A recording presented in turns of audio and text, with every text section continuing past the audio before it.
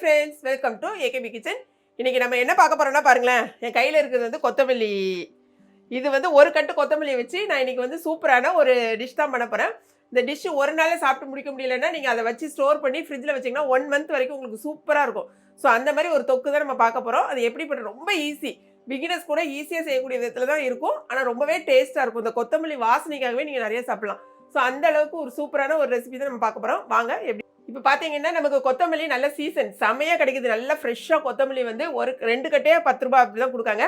So இன்றைக்கி நல்ல பெரிய கட்டுக்கு ஒரு கட்டு கொத்தமல்லியை வாங்கி நான் என்ன பண்ணியிருக்கேன் பாருங்களேன், நல்லா க்ளீன் பண்ணிக்கோங்க. இதில் வந்து கொஞ்சம் அந்த புல் அந்த மாதிரிலாம் இருக்கும். ஸோ அது எல்லாமே நல்லா க்ளீன் பண்ணிவிட்டு ஒரு தடவைக்கு 3 தடவை நல்லா கழுவிடுங்க. ஏன்னா மண் நிறையா இருக்கும். மண்ணெல்லாம் எடுத்து நல்லா க்ளீன் பண்ணி நான் வந்து ஃபில்டர் பண்ணி வச்சுருக்கேன். இது வைக்கும்போது நீங்கள் வந்து அடித்தண்டு இருக்குது பார்த்தீங்களா, இது வரைக்கும் நீங்கள் எடுத்துக்கோங்க. ஏன்னா போட்டு நம்ம மிக்சியிலேருந்து அரைக்க போகிறோம். ஸோ நான் ஒரு கட்டு அதாவது பெரிய கட்டு அதுக்கான அளவுகளோடு நான் உங்களுக்கு சொல்கிறேன். மிக்சி ஜார் எடுத்துக்கோங்க. இதுக்கு நம்ம வந்து ஃபஸ்ட்டில் நான் என்ன செஞ்சேன்னா ஒரு 12 காஞ்ச மிளகாய் எடுத்துருக்கேன். ஏன்னா இது கொஞ்சம் காரசாரமாக இருந்தால் தான் நல்லாயிருக்கும்.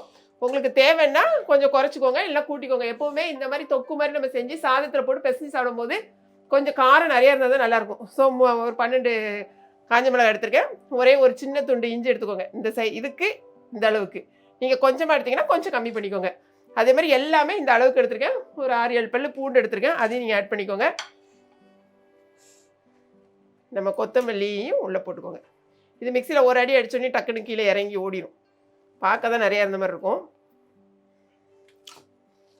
நீட்டாக நல்லா கழுவிக்கோங்க. அதுதான் திரும்ப திரும்ப சொல்கிறேன், நல்லா கழுவி எடுத்துக்கோங்க. போட்டாச்சு. இந்த தண்டு வரைக்கும் போட்டுக்கோங்க. இது வாசனையாக சூப்பராக இருக்கும். இப்போ நான் வந்து ஃபஸ்ட்லேயே பாருங்களேன், ஒரு உருண்டை, அதை ஒரு சின்ன லெமனில் சைஸ் அளவுக்கு புளியை வந்து கொஞ்சமாக தண்ணி ஊற்றி ஊற வச்சுருக்கேன். அதில் உள்ள அந்த திப்பையெல்லாம் எடுத்துருங்க. உள்ளே வந்து புளியம் கொட்டையெல்லாம் இருந்துச்சுன்னா அந்த இதெல்லாம் எடுத்துட்டு இப்போ இது கூடயே நம்ம போட்டுக்கலாம். போட்டு நம்ம அரைச்சி எடுக்க போகிறோம், அவ்வளோதான். இப்போ பார்த்தீங்கன்னா இந்த அளவுக்கு நீங்கள் அரைச்சி எடுத்துகிட்டு வந்துடுங்க. பார்த்தீங்களா, புளி இதில் வந்து புளிப்பு இருக்கும், காரம் இருக்கும், இன்னும் உப்பு மட்டும் நம்ம போடலாம், அவ்வளோதான். இப்போ கடாயை அடுப்பில் வச்சுக்கோங்க. ரொம்பவே ஈஸியாக செய்யக்கூடியது. ஆனால் இதுக்கு கண்டிப்பாக நல்லெண்ணெய் ஊற்றிக்கோங்க. செக்கில் ஆட்டின நல்லெண்ணெய் நான் ஊற்றுறேன். மேக்ஸிமம் உங்கள்கிட்ட இருந்துச்சுன்னா நல்லெண்ணெய் யூஸ் பண்ணுங்கள். அதே மாதிரி இதை வந்து நம்ம வச்சு சாப்பிடணுன்னா கூட ஒரு கட்டு கூட இங்கே போட்டு வச்சுக்கோங்க. சூப்பராக இருக்கும். நான் வந்து இது கொஞ்சம் 2 நாளைக்கு நம்ம வச்சு சாப்பிட்றதுன்னு வச்சுக்கோங்களேன். அதனால் கொஞ்சமாக ஒரு 3-4 ஸ்பூன் ஆயில் ஊற்றிக்கோங்க. கொஞ்சம் ஆயில் நிறையா இருந்தால் தான் நல்லாயிருக்கும். எண்ணெய் நல்லா சூடாயிடுச்சு. கடுகு போட்டுக்கோங்க. இந்த மாதிரி உளுத்தம்பருப்பு போட்டுக்கோங்க.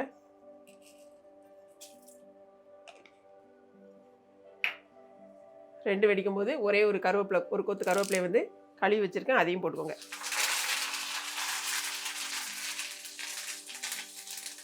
கூடவே நம்ம வந்து பெருங்காயம் கொஞ்சம் வாசனைக்காக ஒரு 1/2 ஸ்பூன்.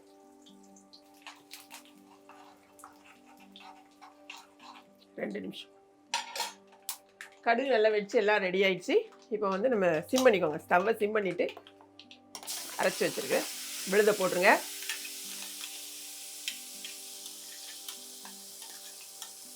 கொஞ்சமாக ஒரு 1/4 டம்ளர் தண்ணி ஊற்றி எல்லாத்தையும் கழுவி உள்ளே ஊற்றிக்கலாம். இந்த பாருங்க, கொஞ்சமாக தண்ணி ஊற்றி எல்லாத்தையும் நீங்கள் கழுவி அதையும் அது கூட ஆட் பண்ணிக்கலாம். இன்னும் நம்ம வந்து சால்ட் ஆட் பண்ணல. நீங்கள் வந்து அரைக்கும் போதே கொஞ்சம் கல் உப்பு போட்டு அரைச்சிக்கிட்டாலும் ஓகே தான். இப்போ வந்து நான் கொஞ்சம் உப்பு போட்டுக்கிறேன். தேவையான அளவுக்கு உப்பு போட்டாச்சு. எல்லாத்தையும் போட்டு நல்ல சிம்மில் வச்சு கிட்டத்தட்ட ஒரு 20 நிமிஷம் ஆகணும். நல்லா திக்காகி நமக்கு போட்டிருக்க எண்ணெய் எல்லாமே நமக்கு வெளியில் வரணும். அப்படி பிரிஞ்சு வெளியில் வரும். ஸோ இது டப் டப்புன்னு வெடிக்க ஆரம்பிக்கும். கொஞ்சமாக நல்லா மூடி வச்சுருங்க. மூடி வச்சுட்டு ஒரு 5 மினிட்ஸ்க்கு ஒரு தடவை நம்ம வந்து கிளறி விட போகிறோம். இப்போ அதுக்கு முன்னால் பார்த்தீங்கன்னா நான் கட்டியிருக்க இந்த சாரீ பார்த்தீங்களா, சூப்பரான இந்த சாரீ நம்மளுடைய கிளாட் ஃபேஷனில் சேல்ஸ்க்கு வந்திருக்கு. இந்த சாரீ பார்த்தீங்கன்னா ஃபுல்லாக நல்ல ஒரு ஷிஃபான் மெட்டீரியல், நல்லா ரெகுலராக யூஸ் பண்ணக்கூடியதான ஒரு சூப்பர் சாரீ. நான் வேலைக்கு போகிறவங்க, நீங்கள் ஒர்க்கிங் உமன்ஸாக இருக்கலாம், இல்லைன்னா ஆஃபீஸ்க்கு போகிறவங்களோ கட்டக்கூடிய சூப்பரான சாரீ. இந்த சாரியோட ரேட்டு ஒன்லி 490 ருபீஸ் தான். யாராவது தேவைன்னா நீங்கள் வந்து www.gladfashion.com வெப்சைட்டில் போய் நீங்கள் ஆர்டர் கொடுங்க. அப்படி இல்லாதவங்களுக்கு நாங்கள் வாட்ஸ்அப்லேயே ஆர்டர் எடுக்கோம். ஸோ நீங்கள் வாட்ஸ்அப்லேயே ஆர்டர் கொடுக்கலாம். இப்போ வந்து நம்ம 5 மினிட்ஸ்க்கு அப்புறமா நம்ம எப்படி இருக்குங்கிறத பார்க்கலாம். கிட்டத்தட்ட பார்த்தீங்கன்னா ஒரு 20 மினிட்ஸ் ஆயிருக்கு. நான் அப்பப்போ வந்து கிளறி விட்டுட்டே இருந்தேன். இப்போ பார்த்தீங்கன்னா ஃபுல்லாக என்ன ஆயில் வந்துருச்சு பார்த்தீங்களா. இந்த ஆயில் வர்ற வரைக்கும் நீங்கள் இந்த மாதிரி கிளறி விட்டுட்டே இருக்கணும். இங்கே பாருங்கள், இந்த இங்கே காமி, இந்த மாதிரி உங்களுக்கு நல்ல ஒரு தொக்கு பதத்துக்கு வரும். வந்து பாருங்க, கீழே உங்களுக்கு அடியும் பிடிக்கக்கூடாது. இப்படி கிளறி விட்டீங்கன்னா பாருங்க, ஒரு நல்ல தொக்கு மாதிரி வந்துட்டா. இந்த ஸ்டேஜில் நீங்கள் ஸ்டவ் ஆஃப் பண்ணிடுங்க. சரியா? ஸ்டவ் ஆஃப் பண்ணிவிட்டு இதை நீங்கள் வந்து ஒரு ஒரு 3 நாள் 4 நாள் வெளியில் வச்சே சாப்பிட்லாம். அப்படி வந்து இந்த உடனே மூடி போட்டு மூடாதீங்க, தண்ணி அதுக்குள்ளே விழாத மாதிரி பார்த்துக்கோங்க. அப்படி இல்லைன்னா நம்ம நல்ல ஒரு கண்டெய்னரில் நல்லா தண்ணிலாம் இல்லாமல் பார்த்துட்டு நல்லா ஃபுல்லாக தொடச்சிட்டு சூப்பராக ஒரு கண்டெய்னரில் போட்டு நீங்கள் ஃப்ரிட்ஜில் வச்சிட்டிங்கன்னா 1 மாதம் வரைக்கும் நீங்கள் சூப்பராக இதை யூஸ் பண்ணலாம். இது எப்படி யூஸ் ஆகும்னா, இப்போ பிள்ளைங்களுக்கு நீங்கள் ஸ்கூலுக்கு போகிற பிள்ளைங்களுக்கு காலையிலேயே சூடாக செஞ்சுட்டு இதை போட்டு நீங்கள் கிளறி கொடுத்துடலாம். அப்படி இல்லை நீங்கள் ட்ரெயின் ட்ராவல் போகிறீங்க, இல்லைன்னா வெளியில் போகிறீங்க, 2-3 நாளைக்கு நமக்கு தேவைப்படும்னா இந்த மாதிரி நீங்கள் தொக்கை எடுத்துகிட்டு போங்க. ரொம்ப சூப்பராக இருக்கும். அது நீங்கள் ஒரு தடவை ட்ரை பண்ணி பாருங்களேன். அந்த மாதிரி அவ்வளோ ஒரு டேஸ்ட்டாக இருக்கும். இப்போ பாருங்கள், நான் வந்து வச்சுருக்கிறது ஒயிட் ரைஸு, ஃபிஷ் ஃப்ரை வச்சுருக்கேன். கொஞ்சமாக எடுத்து பாருங்க, அவ்வளோதான். இதை போட்டு நீங்கள் பிசைஞ்சு சாப்பிட்டு பாருங்கள். அந்த வாசனைக்கும் அதுக்கும் வேறு லெவலில் அட்டகாசமாக இருக்கும். இந்த தொக்கை வந்து போட்டு நீங்கள் பிசைஞ்சு சாப்பிட்டு பாருங்கள், அவ்வளோ ஒரு டேஸ்ட்டாக இருக்கும். எனக்கு சொல்லும் போதே நாக்கு அந்த அளவுக்கு டேஸ்ட் பார்க்கணும்னு தோணுது.